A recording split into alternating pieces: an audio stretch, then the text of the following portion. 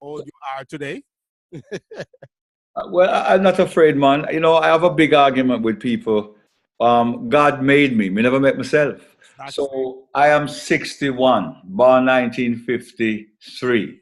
oh, See, God has given me 61 years of life, and I give thanks for it. That you know, I've had some incredible memories, wonderful family, wonderful fans. Went out with some of the greatest music. When I said played and touched the world with some of the greatest musicians, you know, what can I say? I'm telling you, I am proud of my age. So I'm 62. Oh, all right, maybe by 1 year then. Thank you for that birthday wish, Dreamy. Really nice. Thank you. Yes, man. I'm really appreciate you joining me today. Telling you, Could you turn up your volume a little bit on your so I can hear a little more? hear me? Yeah, Okay. good. Yeah, Hear me now? yeah. All right. We're on Verizon. Can you Good, hear me good. now? Yes, Willie. Welcome to Irie Times Video E-Chat. Coming to you Yes, live. man. And congratulations on this wonderful program. I know it's going to get stronger and stronger, bigger and bigger. Yeah. And sooner or later, believe me, satellite time for you. I'm telling you, we're doing pretty well with this, and we have got some. You know, we had Judy Mowat, Ken Booth, all those people come on, you know, and chat with us. Faye Ellington. Right. You know, we're Excellent. revamping everything now and getting people to talk about themselves, about the music, where Right, they're coming from, and all of that. You know, right. people have seen Willie Stewart for over the years. You know, tell us something about Willie Stewart, where he came from. I know you went to Wilmer's. Well, if you want to go back or you want to No, start from go Jamaica. back first. Let us know where you're coming from. Well, I was born in England to my Jamaican parents, my mother, of course. My Okay. father's Jamaican, and I actually moved to Jamaica when I was 11. Okay. Some people know, a lot of people know that. Maybe some people don't still know, but you know, Byron Lee was my half brother, and I never knew him because my mother. I'm from a second marriage. Okay. So we grew up in England, and then he decided to come to England. And then my younger brother, Gene, used to play guitar. So I was influenced by him playing the guitar. And then Neville from Sonic Sounds Mm-hmm. yeah. Yes. He was always a record fanatic. He was a collector's item. He collected every record. So he's always playing jazz, R&B, you know, all the different type of music. So that gave me a great education, you know. And then there was this drummer, because my father had this guest house in England, North England, Islington. And it was like maybe a 10-room bed, you know, guest house. Mm-hmm. And my godmother, her son used to play drums. He was a professional drummer. So he would come and he would listen to me play stuff and say, boy, you have it naturally. And then when I left and went to England at 11, me and my brother Paul, as you know, who passed about 7 years ago, God bless his soul, we came off the plane, and the first time I seen Jamaica, and I fell in love. I said, wow, my mother told me about it, but it's not like seeing it. Mm-hmm. And I always knew from 6 that I wanted to play music. I wanted to be a musician. I just knew that came to me, that music is going to make me travel the world as part of my mission. And when I went to Jamaica and saw Byron Lee played, they used to play outside of RJR. When I saw the band them dress up in them suit and the man them playing, I said, Mama, this is me. I want to go right away. That time I must have been 11. I want to play right. She said, no, you have to go to school. So my mind already make up that this is my life. Right. And from then, went to school. I started, actually, the school I started with was a school called Providence, which is up Matilda's Corner. Okay. Mrs. Hector was my head mistress then. So hear the joke now. Coming from England, I had this English accent, you know. Cockney. Well, I wasn't really Cockney, but that's, you know, deep English still. Yeah. So when I come now to Jamaica and the youth them say, oh, you talk so funny. And I said, but the trouble is that I was big at the age of 11 and 12. I was my size already. It's like I was fully, you know, so I was big for my age. Right. So you'd find that where I come from, Matilda's Corner, Papine School, up the road, and some of the baddest of youth, them up there.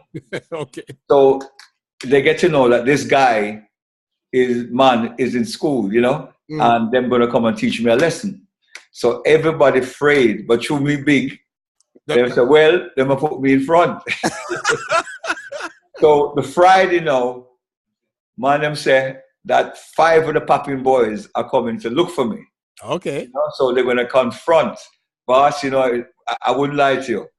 If I never sweat, I was sweating, but we couldn't show. You know, we can't make you sweat. So if you know popping, if you know the school, our school, Providence, in Matilda's Corner, it have like a play yard and it goes into a graveyard.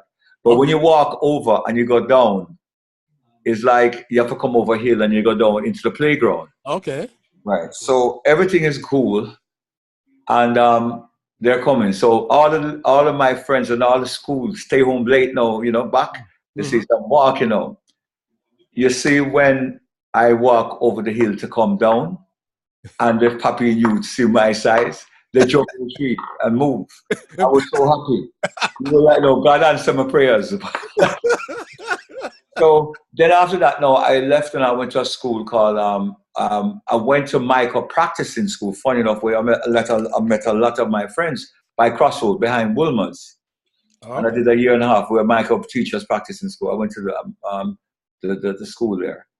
And then I moved and went to Meadowbrook. I moved to Havendale. I went to Meadowbrook, and I for a year, and actually that's where I met my beautiful wife, Cara. Hey. And I told her that she's going to be my wife and the mother of my kids. Don't ask me how I got that. And then I left the school after a year, and then I went on to Woolmer's, and there I spent 4.5 years. And actually, in taking my O levels, I took the screen test and passed, and I was supposed to take my O levels. And it so happened that Byron Lee's drummer, who was Carrot brother, Jarrett Pittman, was the drummer. And he went to Cayman and he broke his foot and he couldn't play. And my brother asked my mother and said, oh, boy, by that time, I had started my own band in school called Visions. Yes, I heard about that. Yes. In Visions, we had people like, well, they're not in the music business, no, but we had people like Philip Brady, who was Carl Brady brother. We had people like Richard Gray. Richard Gray now is a dentist and a doctor. Okay. He was a really good guitarist. We had people like Keith Jones, who turned out to be number 10 bassman in the world, was rated maybe 20 years ago out of Canada. Now he lives in LA. I talk to him all the time. He came to the shows with me. He's a phenomenal bass guitarist. Okay. We had people like Scotty started with us, and Guthrie, the saxophone player. Penny for your song. Yeah. That was us backing him up and things like that, all them things there. So Scotty came out to the Flames used to sing with us. Noel, all them things got through. Yeah. It was quite a few things that we did, and it was great. So we did that, passed through, and then Visions, me and Richard, who was a guitarist, Visions broke up in a sense. And we were in the plaza one day, Lane Plaza. And funny enough, this is related to Tessa now. Tessa's auntie, Ingrid Chin, and her father would say, come on, jam, because they would play at Lane. And it was just as well Independence. So we went and jammed with them, and the guitarist, Richie, come up and jam, and I did a drum thing. And it so happened that in a circle, Ian and Roger was there. And when we came off, they look at Richard and say, you guys want to come play with us, you know? I was a band, I think they were called Memphis Underground, I think then. And I said, yeah, man, we'll come and jam. And we started to rehearse at university, because their father had their place there where they rehearse on instruments. Right. So we started to play and practice, and that was that. And then eventually Boo came in the band, and then we had Bonnie and Cat. Okay. You know? Okay. So that was that with that. That's how all that went. And then moving from there in a circle, we got a chance. So a lot of people didn't know this. Mr. Lewis, who is Roger and Ian's father, he managed us, and he brought in Stevie Wonder to Carib Theatre for 9 shows. And that's the time. Yeah, we brought to Carib Theatre for 9 shows. Okay. And that's the time we met Stevie, and we opened the 9 shows at Carib. After we finished opening the song, we had Funky Brown in in a circle. After we finish the show, all of us run nearly to rock each other's foot to go sit down in front to catch up with I mean, it was like if we were video cameras, we'd be Facebook, we would be Instagram. Everything was a picture. We were looking, we couldn't stop. Our eyes were, and it was the greatest thing. We're watching mine play. We couldn't get enough of it. Wow. You know? And that was truly fantastic. And then we used to play a tunnel every night, which was a club in Ligony. Sometimes meritones would jam there, and we were the first band that when we played the music, we would play, and the disco would play the song. So if the disco was playing like one of Stevie's songs, right, we would start playing, and the disco would stop, but we're still playing. The people sometimes don't even realize the change. Right. So we were playing, the disco take over. So we kept continuous music. We started, that was really something. So we had to learn 20 songs, pop songs, every week to get a new repertoire, so we could hit 2 new songs and go and then play an old section. And we used to play for 4 hours sometimes. And that was our Visions and Inner Circle was our learning ground for the background and the roots of what gave us a lot of chord structures, and to be able to play all that. We started and grew up on that. Live, we're a live band all the time. Right. And then what happened is that then now reached this time when the drummer broke his foot for Byron Lee, and they asked me to be a part of the band. And my parents said I should be part of the band because Byron, being my brother, would have more things. I particularly didn't want to go because I was really happy with Inner Circle. Right. And I even asked Mr. Lewis if he could put me up until I could get a job and finish my exams and go through. But then he says he couldn't do that because my parents must have, So we understood that. So I ended up in touring with Byron at the age of 16, touring the world. In fact, if you look at my Facebook now, if you look at William Stewart's Facebook, you will see a picture when I was 16. Somebody posted and it's up. And I just said, this is me at 16. Okay. In a circle. Is that right after that picture, I probably left and went into Byron Lee. Okay. And my first tour was the US. Coming into the US was really a culture shock because the roads are so big. And with Byron, you had to drive from Miami all the way to Montreal, Edgewater. What? Yes, straight. Wow. So 30-something hours. And with all the band in the van and everything. So it was a trip. A rude awakening on the highways of America. And we arrived in Edgewater, and we would do like 3 shows a night. And then we go to Toronto. We were doing it for like a month to 5 weeks on tour, and then we come back. And I went also to, for the first time I went to Europe, the whole of Europe. I was the youngest member to be in there. Wow. And then we toured a place called Reykjavik, Iceland, Reykjavik. Oh, you went to Iceland too? We went to Iceland with him. It was the first time. When you say only night or only day, it was only night when we went there. But the fish, whoa, the flounder, so fresh and beautiful. But the strangeness, the night thing kind of gets you, Yes. See dark all the time. I mean, and probably sun all the time. It's freaky, but it was good. And then my time came to leave Byron, and I started to work in my with one of my other brothers to do clothes, Miracle Corporation. And I was a sales manager. That time I heard that, and Bunny had left when we were all playing it was when Inner Circle was at this height with us at Tunnel. It was Ibu, myself, Ian, Roger, Bunny, a singer, and Kat.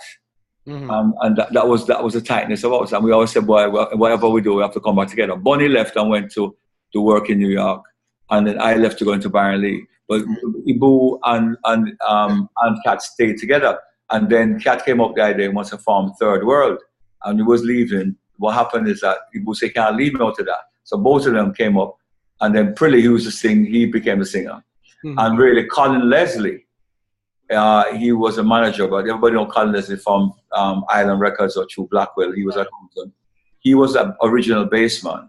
And a drummer called Carl Barovia. Okay. Tina Barovia's son. Okay. He was a very good drummer, and he was a drummer. They started to play out gigs, and then as it goes forward, Carl became in the band as a drummer, and Colin became the manager, and Richie, who was really a rhythm guitarist, became the bass guitarist. And there was the practice at Vale Royal.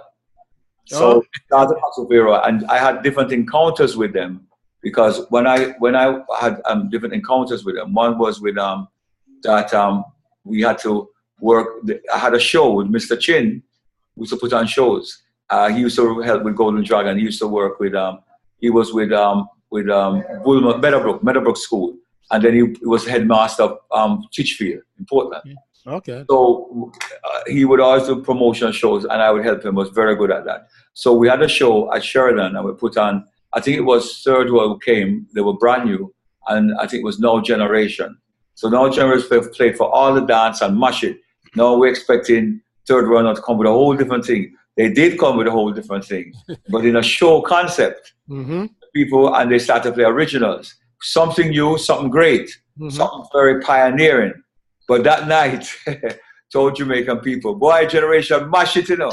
But Third World was good, but it's different. They're not used to seeing, you know what I mean? Right, they're not used to that. In other words, it was that. So, but one thing, they kept the concept up, and it was good. They were excellent. I mean, but the point about it is that the showcase was for dancing. I really liked what I saw, and I said, well, boy, with records and popularity, boom. So no wait. So I got to see them play at Epiphany when they were going to England to open for Bob, and you know, their new managers. Evan Williams was a good friend with them, and Alan Sturdy became their manager, and another guy in England. And so they brought them there. They had to sleep on Alan Sturdy's floor for many weeks. You know, they really had to rough it.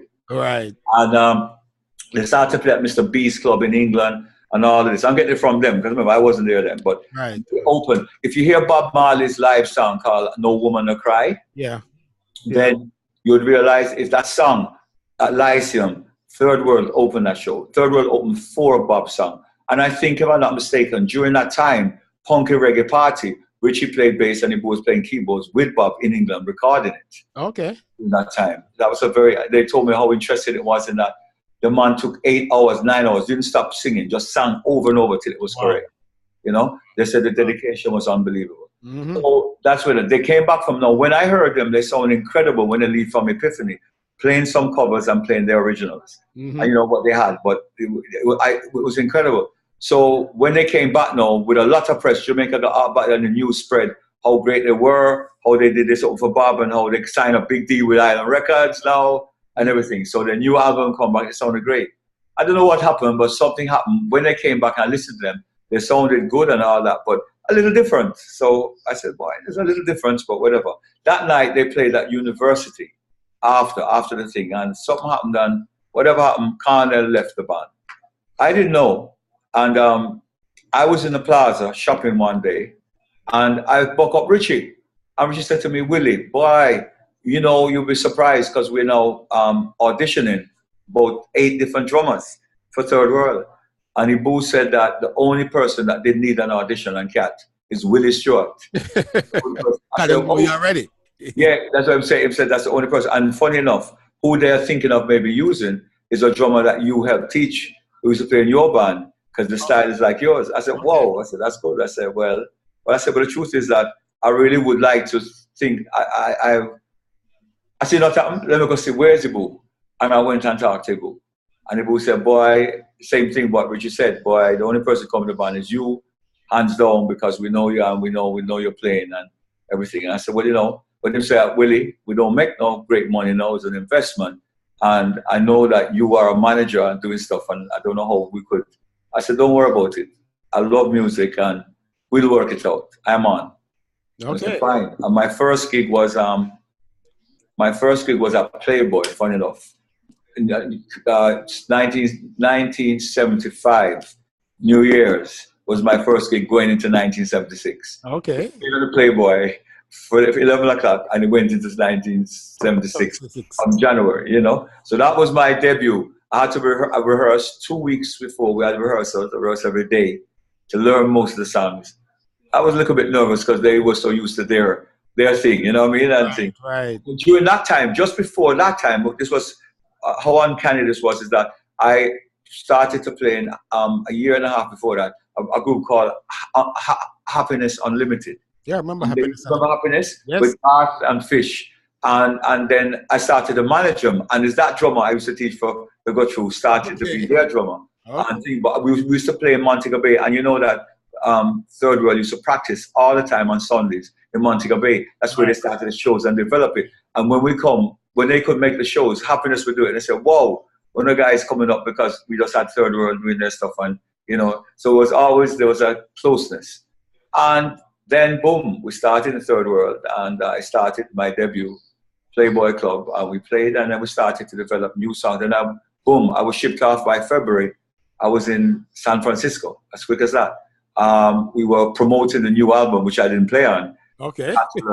And we were in San Francisco. We lived in a house, like a 6-bedroom house in Berkeley, which is kind of very cold. And, the house was good and all that, but it was a whole different way of getting used to things. Totally. So we did it. We vibed with your music community, and we were playing out at gigs. The managers got us vans and transportation, and we would practice. We'd play out the different gigs and get to know you, because you had to do the circuit. So we started playing Katati. We went more Fresno, all of the areas, the California areas there around San Francisco, the Bay Area. And then we would leave and go maybe for a week to LA, in which we would play at the famous club. It was on the Sunset Strip.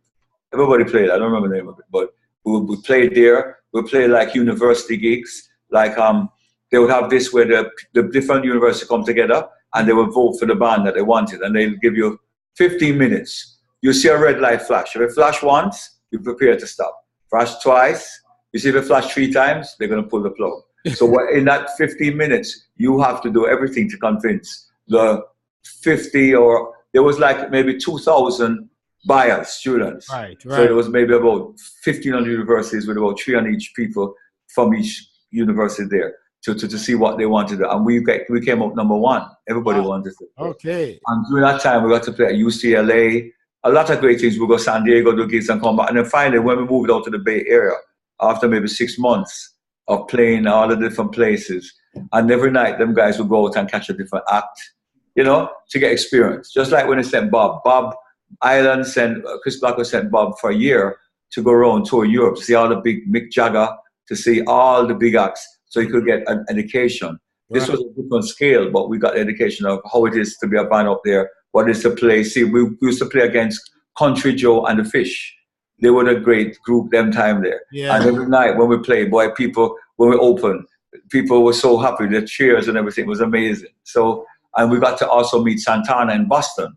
Okay. We played at the Orpheum Theatre and opened for him. And that's the first time he saw us. And he loved the group. And I was very impressed with the drummer, because we was a big fan of Santana from a long time. Right. And that night, I share something with you. That night, we got into a situation where we were invited to a Jamaican party. But in Boston, they had this thing called the busing strike, where there was a big racial busing thing happening. I don't know if you remember. And there was a big war in there. But of course, we wasn't so familiar with it. Mm-hmm. And we were driving and we got lost. And 2 of us, 2 cars. We had rental cars at that time. And Richard was driving 1 car and I was driving the other car. And there was about 8 of us or 9 of us with the band and crew. Mm-hmm. And we were going through this little alleyway. And it's like you saw something shiny, like something, like a gun. And we said, duck. And we ducked and things like that. And we had bam against the glass. But if someone had a big dagger, a big knife. Yeah. And we get the car. But we as Jamaicans thinking that, what is this? What the thing is? Mistake 1, we decide to come out of the car. Okay. Right? So you have Rasta man and things. So what is now? We're coming with the righteousness. Yeah. Not realizing you're in a place where that you're outnumbered, but you're 1 to 100,000. You know what I mean? Yeah. So coming out now is only when you come out now you realize. And then we thought the cars would be there, but what happens is that we stopped, the roads were narrow, so it had to go round. Mm-hmm. So we're left in the road. There's about 6 of us and the 2 drivers, 7 of us, and then the drivers had to go round. In that drive around is the longest drive in my life. But wait, because also when in the lane, we're walking down and said, what is this? When we walk down to find out, fast, Jamaicans already, not afraid of nothing. Mm-hmm. Fast, you hear some whistles. It's only Godfather I hear that. Some whistles start going all over the place. We said, what is that? Bam! In no time, you see youths coming out. We said, whoa. So then all of a sudden, like Cat said, watch it.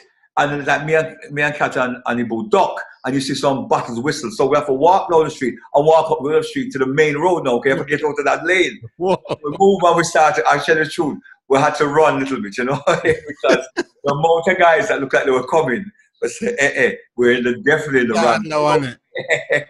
So we run to the front of the street, I'm not exaggerating.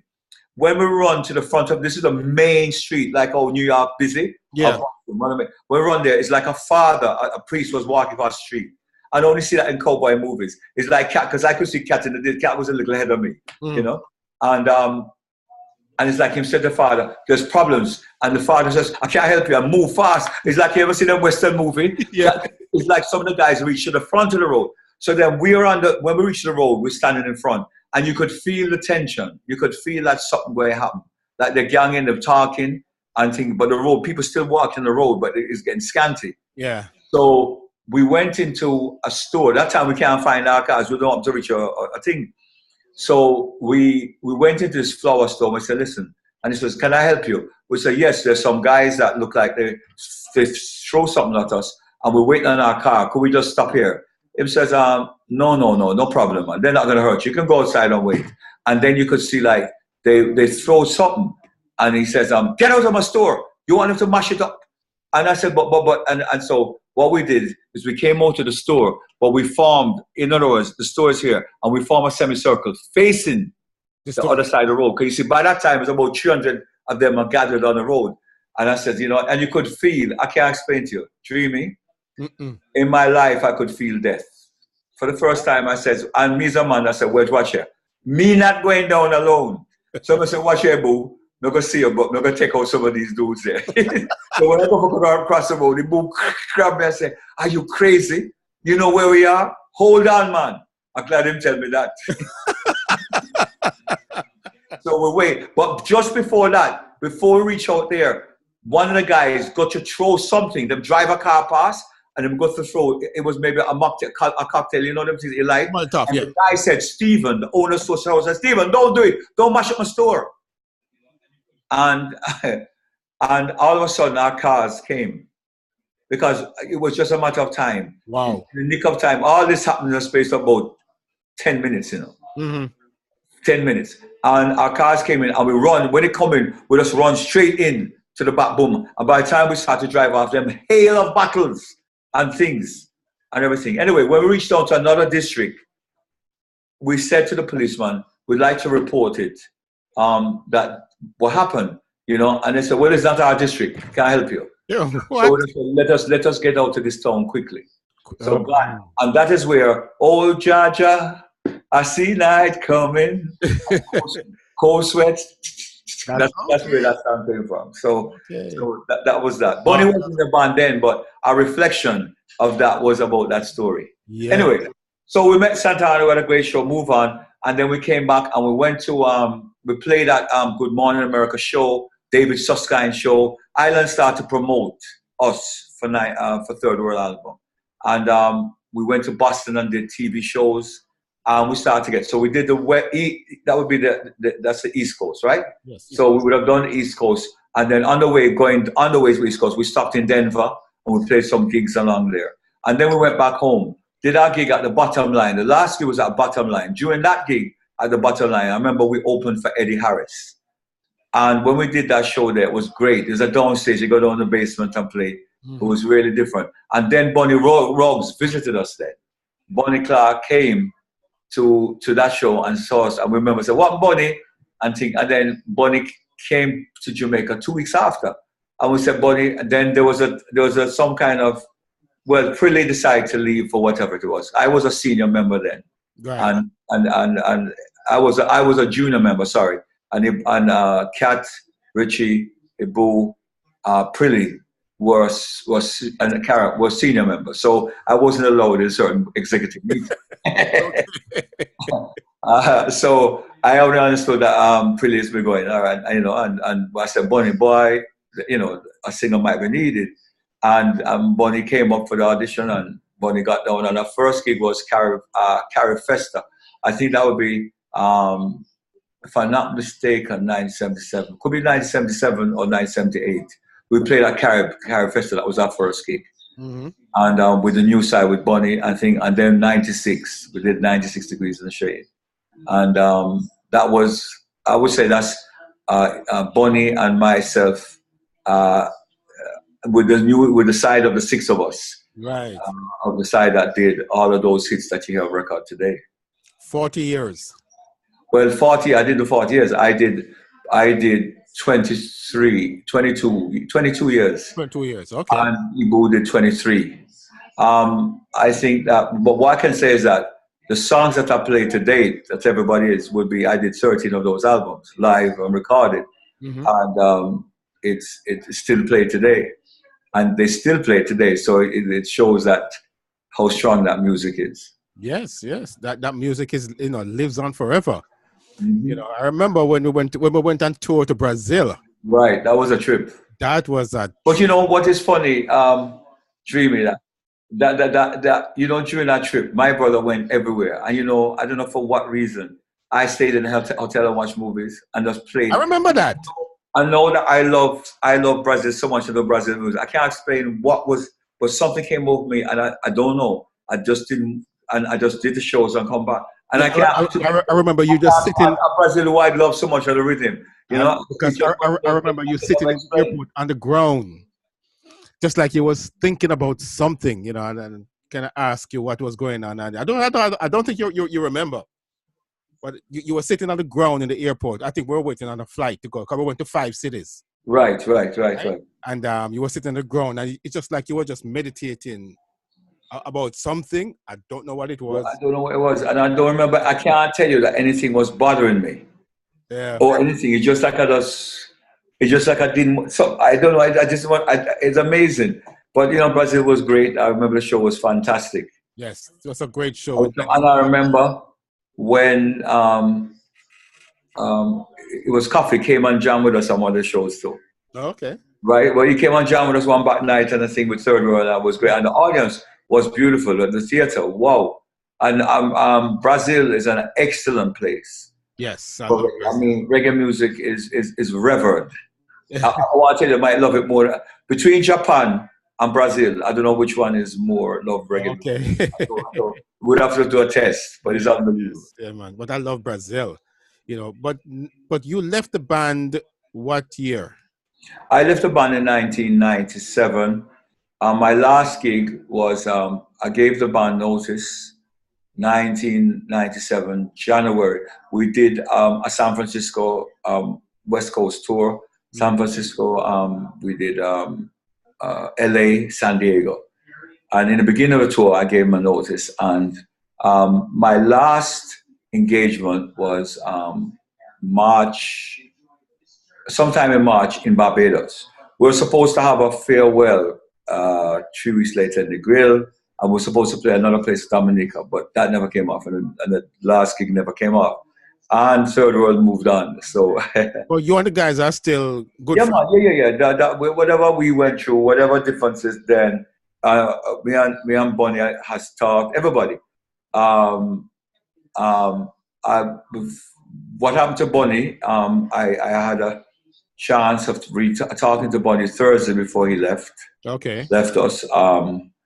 Told him how much I love him and I think how great he is, and that God gave him a voice that whatever's happening is up. God have the final say. Man can say anything, but God have the say. Exactly. And and I happened to have gone to the to Orlando, as you know. Yes. And I think Kat gave an incredible rendition. You could see that. Yes. From his soul, it touched all of us. Judge Judy. And also, and then when he gave the speech, I'm Richie too. Yeah. And I want to say that Richie really, as a brother, stood by, and Kat too, stood by Bonnie through all of this. I mean, kudos, hands up, and the brotherhood that we all had. I mean, when all this happened, it's like I never left the group, because the amount of Facebook things. The calls, people called me from 17 years ago when I was leaving. And that time I said I was leaving, some friends were there. Mm-hmm. They called me back to remember the time. In San Diego, I remember telling one of our friends who was a percussionist. Right. Well, I think I went and leave the band. And he left the same time, of course. Mm-hmm. And he said to me, and then the next day we played San Diego, and he heard that other guy said, well, Willie, because we didn't know if Boo was going to go. Right. Willie's going, and he said he felt like his parents were divorcing. Okay. He felt like he was an orphan, like his parents, Yeah. but divorced and him gone. Mm. He told me this 2 weeks ago, when Bonnie thing happened. Wow. But, so leaving the group 1997, I went to England. I went to help a friend because a friend was sick, and I wanted just, to help them through the time. Because after you leave a group, it's not easy to jump into another group. Mm-mm. And after playing with Third World as brothers and how we have it, it's really a very hard decision. One, and two, you need time to digest. You need a time to, all right, I've had this life. What is my next mission? Where do I go? And in all of this, in going to England, I wasn't really going for any time. I was going to come back within 2-3 weeks, but God would have it that I stayed longer.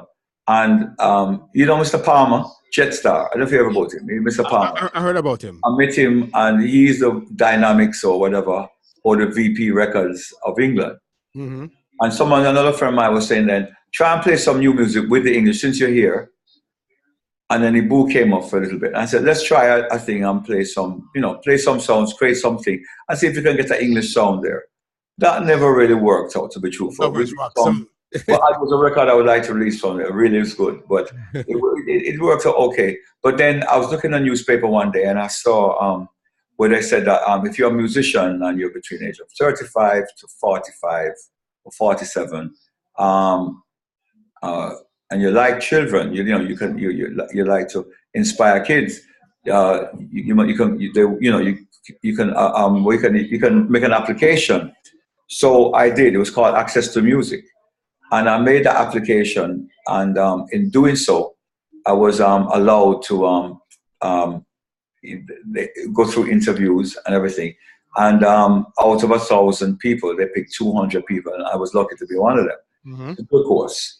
And I did, this was going to be a music facilitated course. It was about 1.5 years, in which you had to go to school. Funny enough, imagine I went to school in England, and to come back there and be an assistant teacher or whatever, or facilitator. Wow. Yes. But you'll go there and you observe what the music teachers do, but you must bring something unique and different to the table.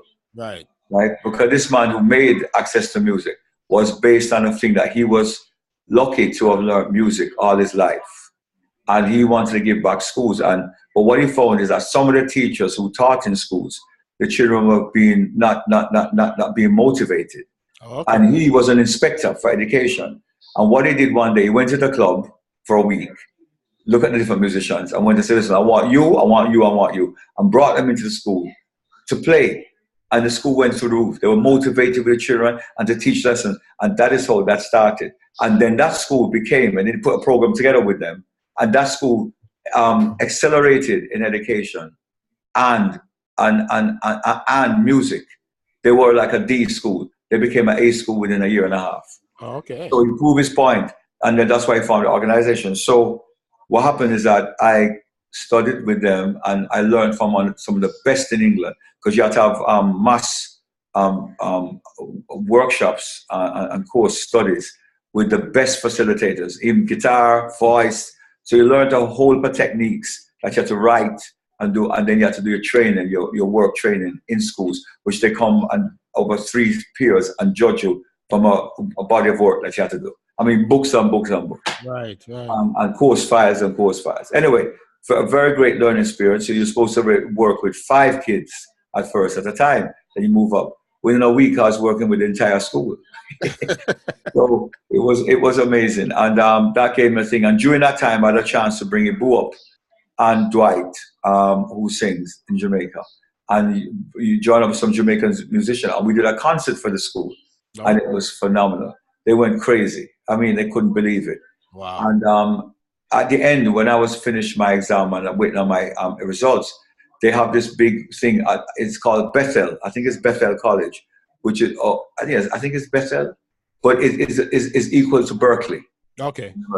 Mm-hmm. And they invite 50 or 60 of their students from all different colleges to come and do a special seminar Mm-hmm.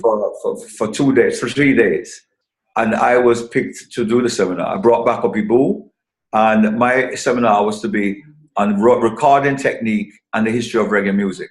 And it means that you have to bring them down, break them into groups. They have to play, so the bass band will teach them this, so they can play back the things, the chord structure, the history, the whole thing. And then recording techniques, I had to show them how we record, and they made a song, and we created, and they could see all that creation. And you had special masters that came in to observe and all that. And it was one of the best workshops they ever had. They loved it. And then after, they offered me a job to teach, to be head of a department and an area. I would have been, because there were mostly English people. There was only maybe 3 people of me, if you understand what I'm saying. Yeah, so it's like they wanted me to take Brixton, and they would have paid me well. But then what would happen is that I would become a pen pusher, and I wouldn't be able to be creative, because it would be more. I would have to monitor 300 students, and have to monitor teachers, maybe a whole staff of 50, and I didn't particularly want that. So I moved on, and then it so happened that my friend Eddie Grant, you know Eddie Grant, I'm going to walk down to Electric Avenue. Yeah. Funny enough, he's been my good friend all the time, and he always, in England, he would ride his bike. Without idea, he'd ride his bike for 20 miles, come look for me. Okay. And he said, boy, if I play again, Eddie wasn't playing. He said, if I play again, I'm coming for you, Willie. I'm coming to right around and said, Willie, I'm news. We're ready. I'm doing the Millennium Show. That was a Millennium Show he played in Tobago. Okay. And so you have to come and practice for about 2 months in Barbados. So I had to leave and practice with him in 2 months. That gave me a chance to hang out in the Caribbean, which was he had a great place there. And I started to practice all the songs, and very strict practicing, but I never practiced in my life, but was good. And then we did the show.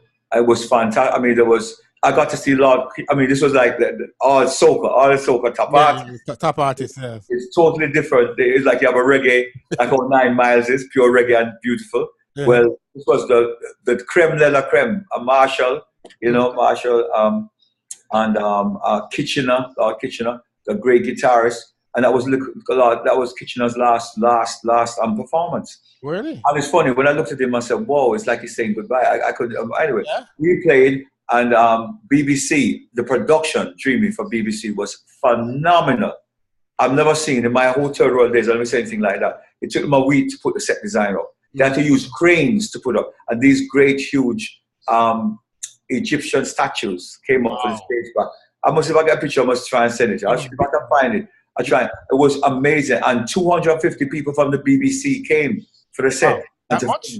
And it was filmed to 2.5 billion people, because at the time, remember the millennium, 2000 years, was everybody saw. So they only showed maybe it could be a minute or less. Yes. But what happened that minute or less is that ABC joined with them, and everybody was watching TV because they don't know. So everybody's watching 2.5 billion people. Wow. That thing. So that we did that, and we celebrated after. Everybody loved it. So I was getting ready to go home, and he said no. Eddie said, no, man, hang out with me a little more. We're going to Jamaica.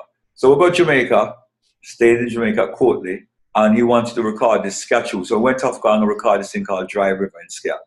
And so what we had is a Jamaican side.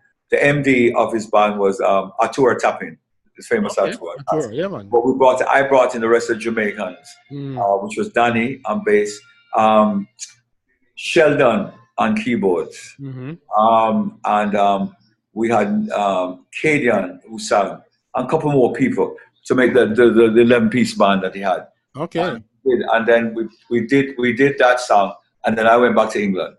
And then something came up that I said I wanted to work on a recording. And then I started after that. Ibu came from Africa and Cara, and we started working on a recording by Eddie's studio. And then I went on back to England, and I went to New York to start working on a new album. And we ended up in LA, and Ibu came back there, and we started working on some stuff. And then after that, I decided, okay, what am I going to do? I'm going back to Jamaica. So my family decided, because my family moved to England, temporarily for all the story. And we were going back to my house in Jamaica. And something said, my daughter looked at me and says, but Willie, Daddy, I'm going to university here in Pembroke Pines, and I'd love to, you know, you should really think about staying or coming to Florida since you're already in LA. Whose daughter is that? Which one? Kezia. Oh, My okay. not the one young with Kezia, because she was studying, getting her master's. Okay. And I said, well, let me think about it. And my wife said, all right, let's try. So we end up coming up to the apartment up here. We had to stay like a month at the airport, by the airport, in a hotel there. Till we Oh, you don't leave yet. you know, at the airport, Miami, there, in there, and I buy the hotel. And then my son, one of my daughters came out. And that's how we started. And then lived in there. And then I'm here now. And then I started to stretch out.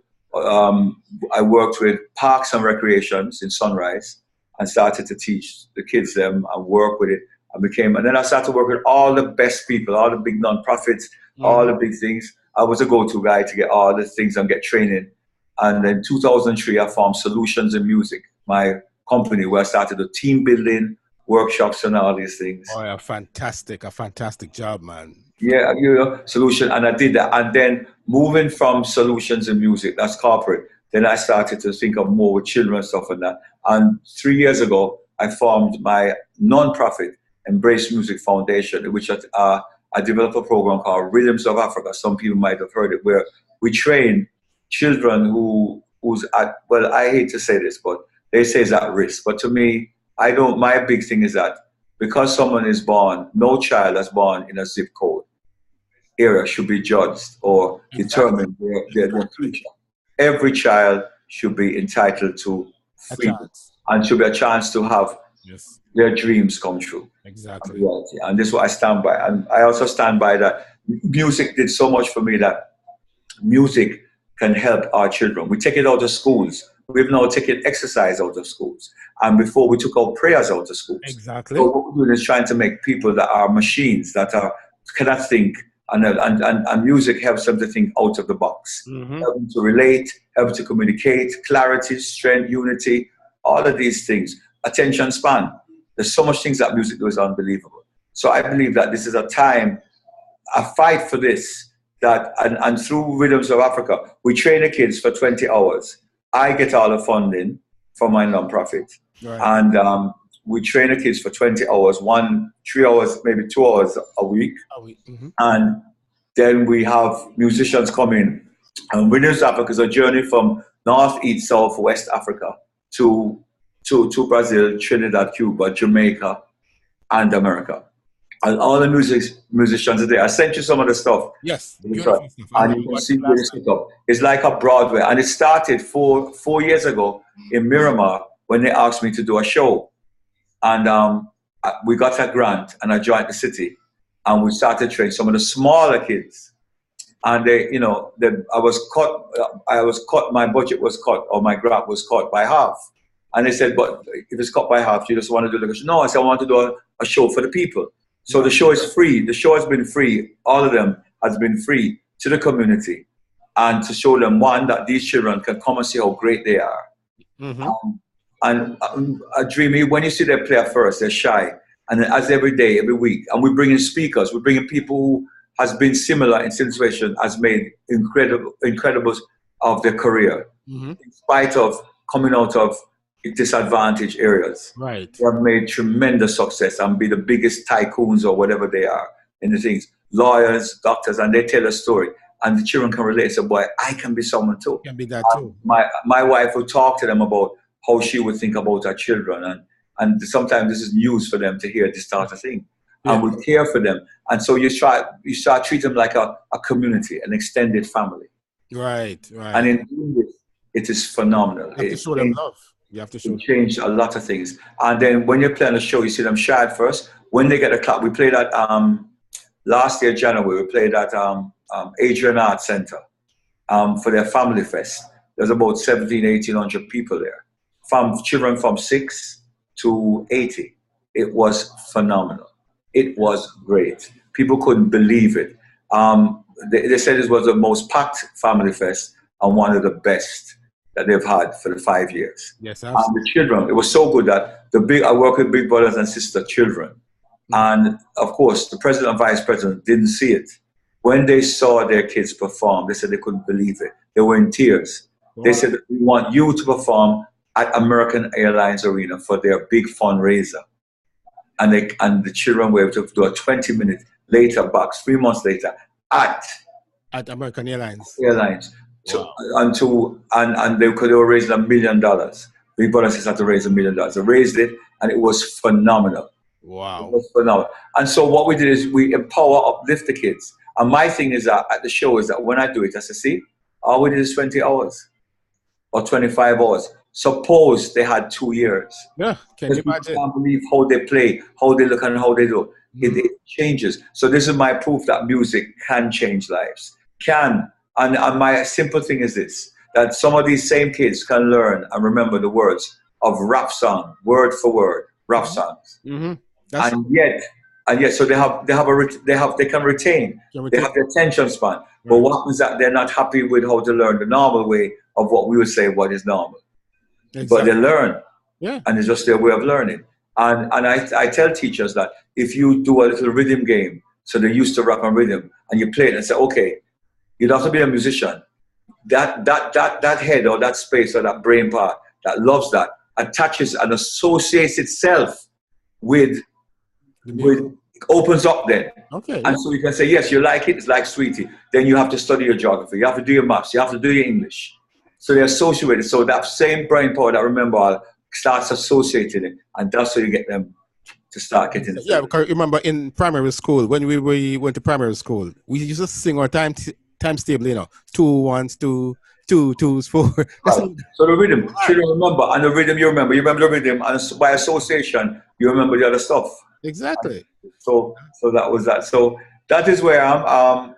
During all this time, we did a documentary called Journey of Music, which is about Women's Africa, and talking to teachers, people in the arts, Runci, the head of Broward Superintendent of Education, commissioners, Council General at that time, Sandra Griffin, and all different people's opinions on the music and the importance of it, and how they see and affect them on the boat. When I went to Jamaica, I had to go to do 2 years ago. Jamaica Money Market broke a special workshop for 350 people of their staff to bring them together. And while I was there, the same film people went there with me, and they took some shots of that, and they took me talking in Jamaica. And I went back to Woolmer's, and I did a shot with them. And I didn't have no drums because it had to go back on the plane. Right. But I did a broken down drum set. I played with my hand and everything. It's on the documentary too. The trailer's out there. I sent the trailer to you. So if anybody wants to see, you can send it out to your fans. So they can see. Right. I will be showing that. The documentary can be shown in it's an hour and 30 minutes. A steady image. Adrian did a fantastic job. And he's very good at what he does. Adrian Allen is one of the best. Yes. And I'm a kudos. I take out my hat to him because the patience and thing he did to do it, believe me, we must get something from it. So I think he did a great job there. So I'm looking forward to that. We hope we don't release that by maybe end of March. Okay. Official showing at the theater, and all the people involved in it, and I'm going to see it. And you know, we're going to tell the story of the music, how important it is, because we have also Stephanie Azan, who is a psychiatrist, MD, and she talks about how the right and left brain, how important it is to music and how this works. And we have another philosopher.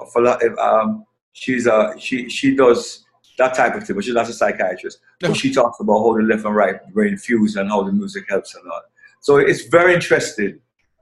It's different, you know. So that's that you're giving back to, especially to the children. Right. But what my thing is that in my second thing, leaving Third World, my mission is what was clear to me that I had to be able to me, as you grow older, it's beautiful because you have to be able to, you get more wiser. But if we sit on it and don't pass it on, it dies with us. It dies with you, exactly. So, and the only way, I would never have a chance for the last 17 years to touch so much children's life or to do so much. Even 2 days ago, I was at Northwestern Academy. 300 students I did workshops with, and they love it. They want to bring me back. You pass it on. And to me, that is the greatest joy, because you have a one-to-one with these kids that you can explain how the importance of music, and you can see the change happen. As I say, I don't take no praise. It's a creator. Music has this, once you're sincere, God does the rest. Right. So to me, I think that God has guided me to be able to do all of these things to be able to give back, because you have to give back. You reach your grandfather status, you have to give back. Hey, yes. You have to. Whether you like it or not, you have to give back because, you know, as I said, the body of work with Third World is fantastic. It's some of the greatest memories, and I love it because we set something in the world that we set a song with Bunny Rock singing as a voice of Third World. Like a voice, man. As I say, I must, at this time, I'd like to send out my condolences to his family. Even though I went and saw them, I happened to go up there that night. Yes. When he left us. I arrived 5 minutes after he passed. And, you know, I was able to see the family. It was so beautiful. And his wife and Richie and everybody and thing. And it's so sad. But in this celebration of his life, he left a legacy. We can see him in the days of like Bob. There were videos and things like that, but not like today. The new group Third World, which is doing a fantastic job out there. There's so much videos. Our videos, our songs, our music is so much with Facebook that Bunny cannot die. His spirit cannot die. And also, Spirit lives. Yes, spirit lives. And also, I know there's some tracks to come out after this. I know that the current band, because we had an interview with on Tanta Irie show last Saturday with Richie, and I think it was really beautiful. And what I heard from Richie is that they're working and they're going to release soon a new album with him. They're doing some pop songs, whatever is that. So, you know, the fans can expect that. But they can also expect that we will have some outtakes from the old Bunny Ruggs, from the old style that was never released also. So I'm sure that's going to come sometime down the line without interrupting what they're releasing. It's all one great team. And I think that a lot of things is, you know, it's beautiful that way. But I give thanks for Bunny's incredible contribution. I've known Bunny so long. I think that my first encounter with Bunny was when we were in a circle and we played at Tunnel, and we're playing, and this bossy looking guy come up and says, "You guys know Falling in Love in D?" I think that's song. You know, I said, who the ass is this man? Who is he? What do you think he is? But you see, when a man opened his voice and sang, wow, a pin could drop in the place. And after man done, you know, man just put on the mic, walk, gone out, you know, gone. Yes. Gone. So what kind of man of man this? So from there, he came, we got in contact with him and he started to play more and, you know, became part of Third World. I mean, in a circle. And then I said, so, but before that, as a kid, I used to see him play with Charles Bogle and the Teddy Boys. That was like a rock reggae group. In a funny sense, we never had reggae at that time, but he used to play ska. And I see this guy well dressed, which was Bunny, and he'll be practicing and getting the thing, and it was amazing. And it's long time you really know. It's long time you really know. Long time, man. I talk about before when I was in Visions. Okay. I started. I barely had the drum set, but I used to live in Havendale too, and that's when I used to hear them, and I'd peep through the door, I hear the rehearsal. And I see Bunny practicing with his turtleneck and all them thing there. And then big boy, man. And he was a teenager, of course, because he's 5 years or 6 years older than me. 5 years. 5 years. And also I remember when we played in Byron Lee, he was in Hugh Hendricks and the Buccaneers. Okay, yeah. And Byron Lee used to play competition against that group. Okay, yes. Yes. So we had different pockets of life, different times that book him up. And, you know, one thing with Bunny, he loved to give jokes. Yes, definitely. The man never took anything where it's going to be detrimental. He always tried to find the positive side of stuff. The man was an incredible entertainer.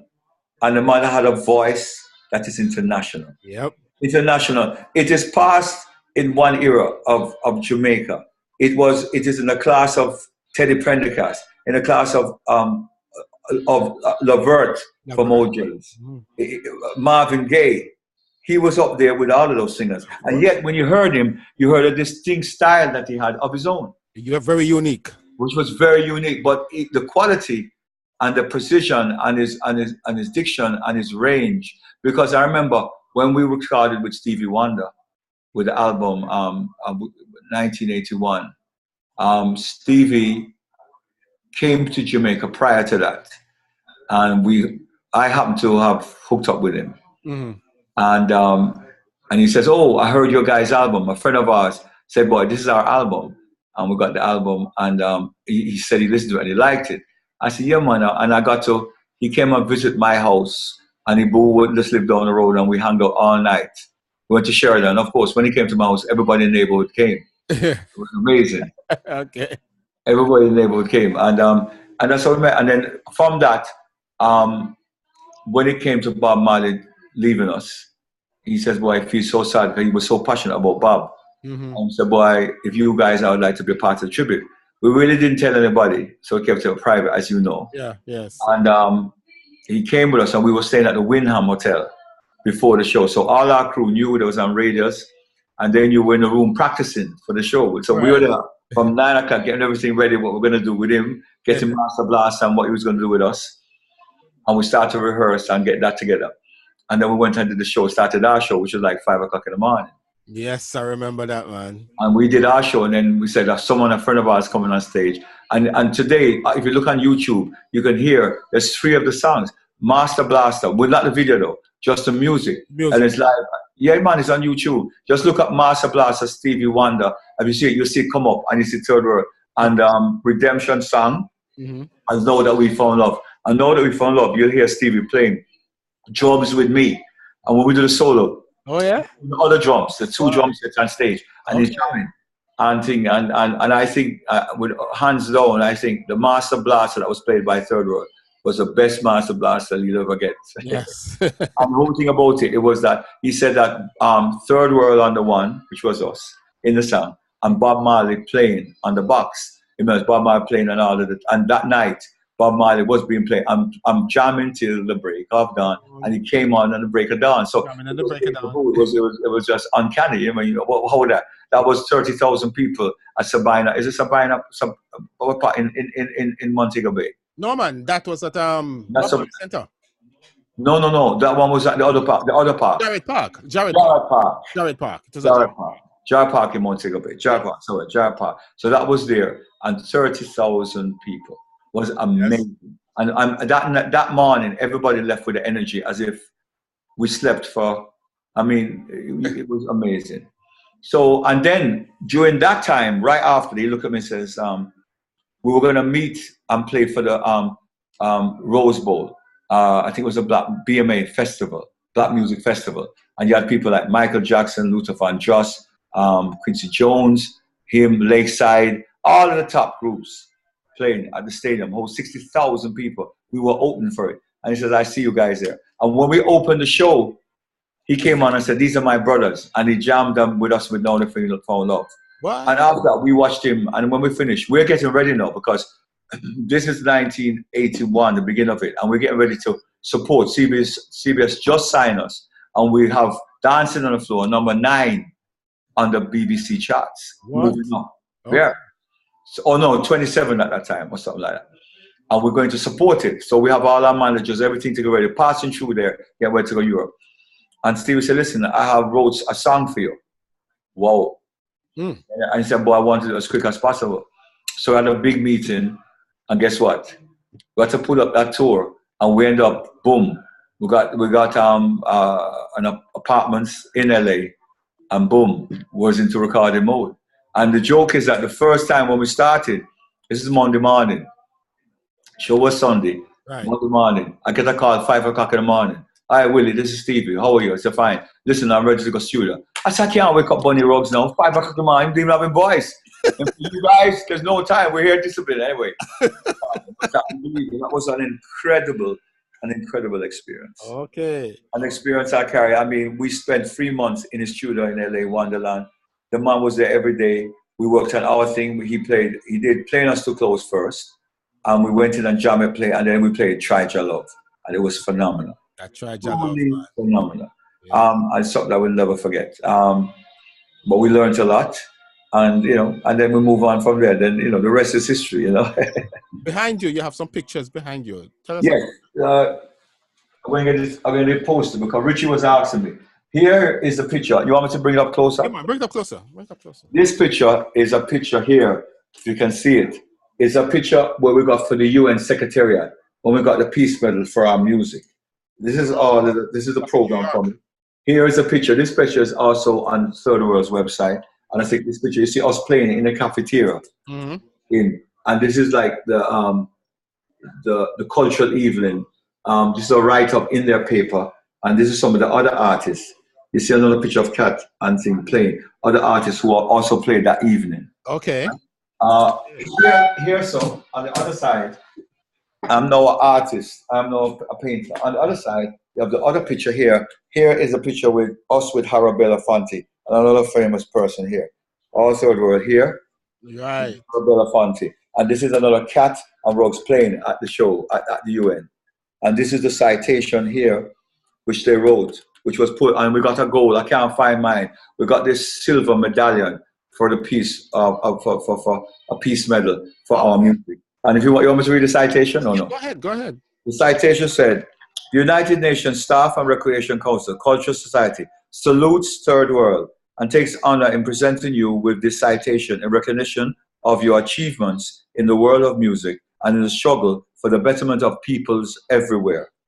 Through your original powerful music, you have made a vital contribution to the heightening of the public awareness of the problem faced by the continent of Africa and by the struggling people all over the world. Your success in the international arena attests to the universality of your music as it transcends cultural, racial, and social differences. We thank you for sharing those immeasurable musical talents with us. Once again, we salute you, the members of Third World, and wish you continued success in your quest for international peace, goodwill, and cooperation. United Nations, 30th of May, 1986. Wow. So there, a lot of people ask, what was that about? So you get it. That was about. That's there. All that is that we kept different things over. And I think I'm the only one that have this because there was only one. And we put it. And that was the official paper signed by them. And that was it. And we all got medallions, little with a blue thing on it, showing it. You better find that. When I moved in the house, you know, it already. And some of them can't find it. If one of us have it, we just have to just cherish it, because I think that it's time that Third World should have some kind of museum for its works, whether it's in Jamaica or place. Well, there is. I hear there's in Utrecht. I've never seen it. Utrecht, they have reggae music. I think Blackwell has a place where he's devoted to reggae music and different artists. I don't.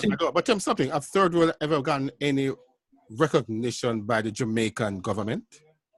To my knowledge, Boo got the OD and Cat got OD for forming Third World and for other stuff. I think they got the OD award. That's so far.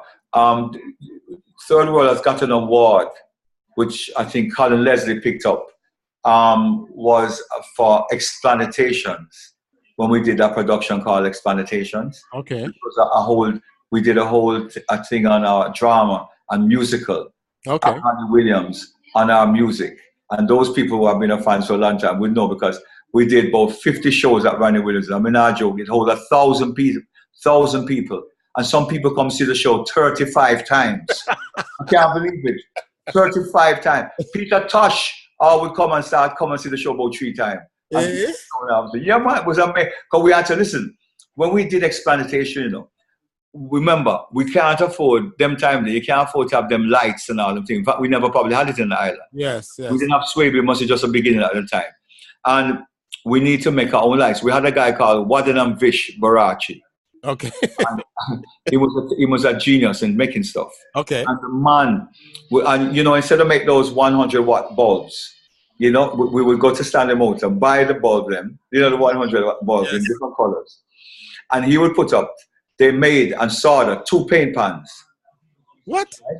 Soldered and then paint it black. So that become the canister for the light. Yes. And put the thing in and extend the light. And then we built a truss. We go to Ironworks and build a straight truss cross and build something that can go up, roll up.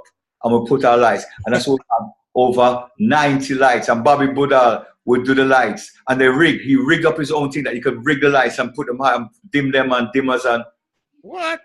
We made that, and then we created, and remember, when we did Explantation, those who remember it, it was the most dynamic entry. Everybody looking at stage front, see the band. Then all of a sudden you'd hear, Star Peanut, and we dressed up like we're on the street. People start to run out of the seat, feeling like it's an invasion of the place. And we start the show, man. Star, Gleaner, Peanuts, Star, Peanuts. People believe it. So we came from middle, sideways, and up. People freak out, man. It was And that's how we start the show. That And was great. give big props to Hicklin, and there's another friend of mine. He was a trainer. He came down. He died actually, but he trained us to dance and everything. He was incredible. Can't remember his name though, with all due respect. But he was phenomenal. He taught us a lot. So he trained us in that, and then with us, and then Hicklin, who brought it forth, and the whole idea was through him. It was amazing. You know, you can write a book now on this, you know. Well, funny how my name is, but it's like because of Bonnie passing, it's like you all of a sudden your memory becomes sharp. And Yeah, saying that, you're saying that now. In fact, a book is being written. Actually, there is last year a book has been started on Third World. We did, I think everybody infused, all the band members, including Bonnie and everybody, and a lot of people was affiliated. I think even Blackwell and a lot of other people has been interviewed. So I think it's being processed now, which is a good thing. At least we have a lead singer saying something there. And yeah, I think that each individual should put on tape their experience with Third World. Exactly. And then there will be many books. Eventually it's going to be like our music, there's going to be better, because Third World music was very special, very spiritual. The music that was done was definitely given to us by God, by the Creator. We cannot say whenever all of us met, we can't say when it was produced by anybody. It was ordained by God.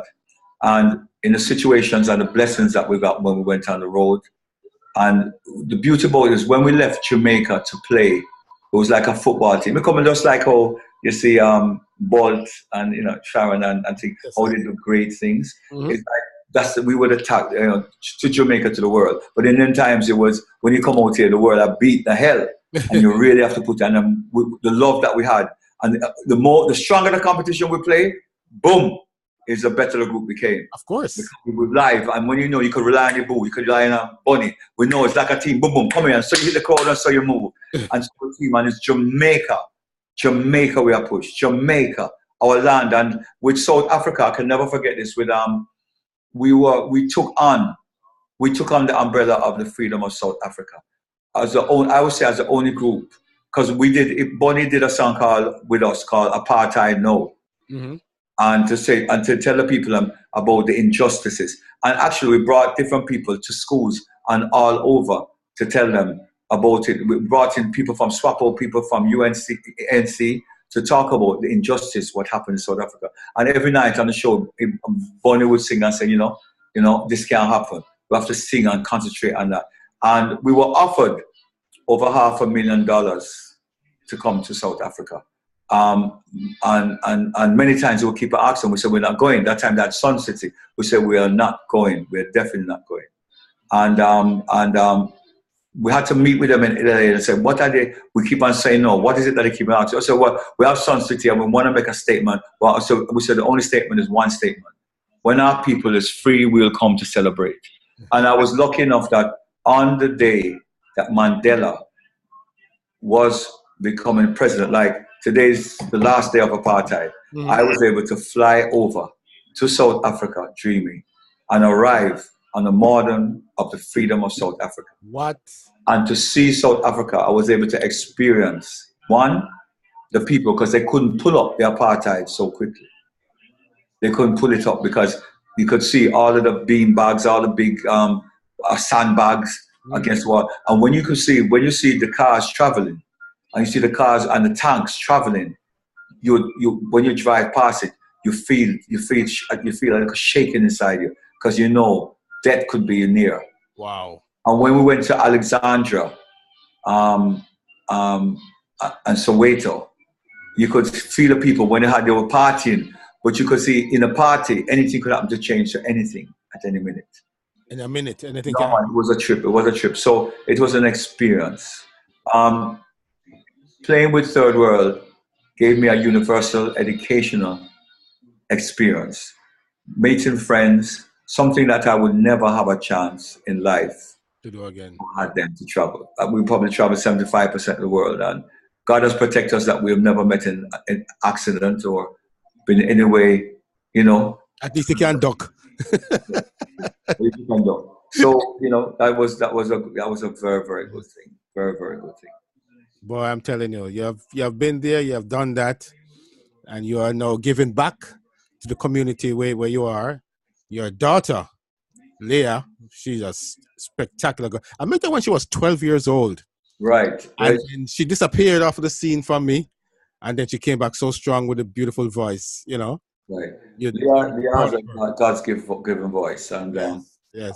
I just know that in time, whatever God has in mind and for her, she will get that path and be a beacon of hope for the youth of tomorrow. Yeah, man, I can see that in her. She has great potential. And also influence people to see a way through difficulties, to be inspired and to live up full.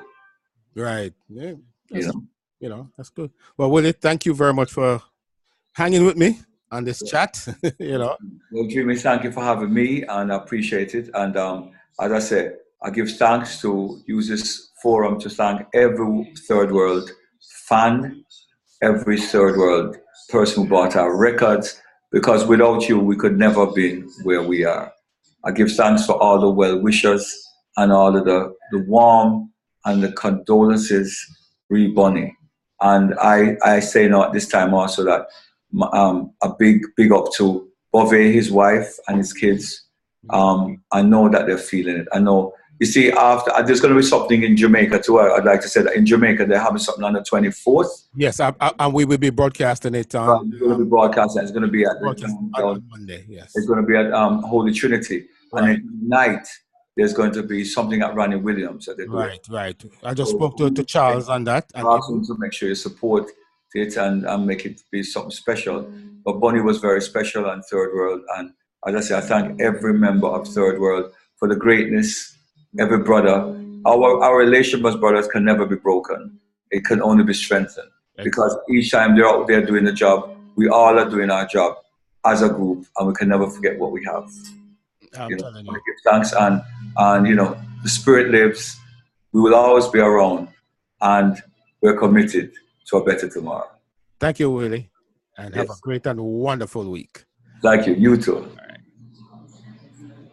Yeah, that was Willie Stewart. We're going to close with a little thing that Willie does. Little thing. It's one of the biggest thing in this community, because I at one of the shows, I couldn't get in. No matter who I call, I couldn't get in. Over 1,000 people had to be turned back. Watch it. No, not this one. Sorry, not the birthday. Happy birthday again, Willie. Thank you.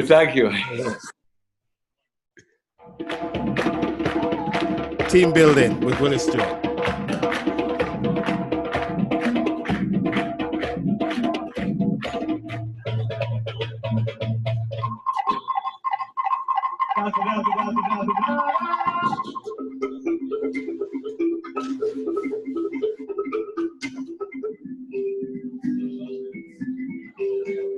In Africa, 500 years ago, no Game Boy.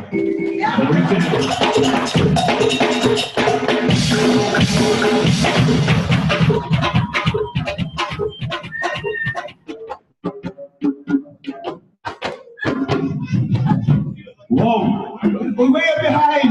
Go ahead. Israel. 1, 2, 3, 4. Good. 1, 2, 3, 4. Good. 1, 2, 3, 4. And you can show the trailer too. 1, 2, 3, 4. Whoa, 1, 2, 3, 4. Good. 1, 2, 3, 4. Bring it on. Yes. We will love you. One.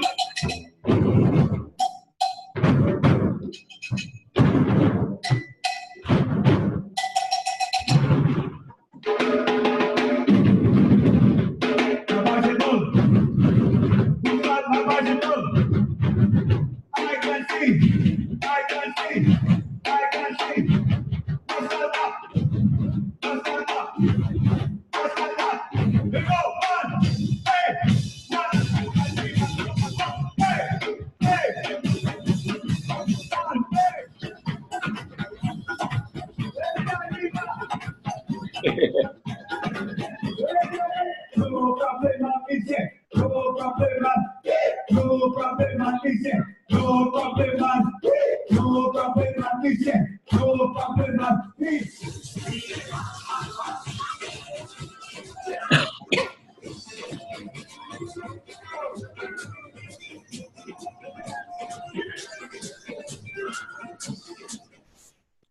Yes, yes, yes. That was the type of work that he does. Yes, when you have a minute, I would love you to show the Rhythms of Africa, the documentary, the trailer. Okay, okay. You can show it today, the trailer, so they can see what the movie, because that is for the children. This is what I do for Team Building for Corporate America. But the show that you're talking about would be from the trailer. That was the show I did, from the trailer. Rhythms of Africa for the children. Oh, okay, okay. Yes, that I'm going to bring another time because I got to download it and then put it in there. Right. All right, sir. I'm going to be showing that. Trust me, I have all of them together. All right. All right. So thank you, Sir Dreamy. Thank you and respect. And may God bless you and only expand the work that you're doing that's so needed to educate our people and other people who want to know so much about the artists and the music. I would just want to say one thing, that our artists has to deal with the youth and more.